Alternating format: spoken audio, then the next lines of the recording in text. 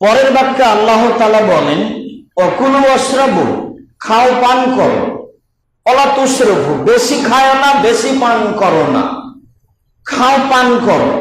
পোশাকের পরের বাক্য হলো আল্লাহ বলেন খাও পান করো, বেশি খাও না, বেশি পান করো না।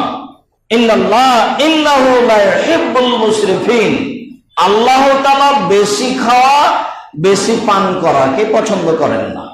এটা আল্লাহর আদেশ, আর পরের অংশ আল্লাহর অপছন্দ।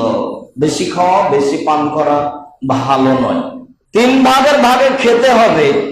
হাদিস ঠিক আছে, স্বস্থানে স্মরণে থাকলে বলবো ইনশাআল্লাহ। আমরা আপাতত আয়েশা রাদিয়াল্লাহু তাআলা আনহা বলেন, যখন আল্লাহর নবী কোন লোককে কিনতে চাইতেন গোলাম কাজের লোক হিসাবে,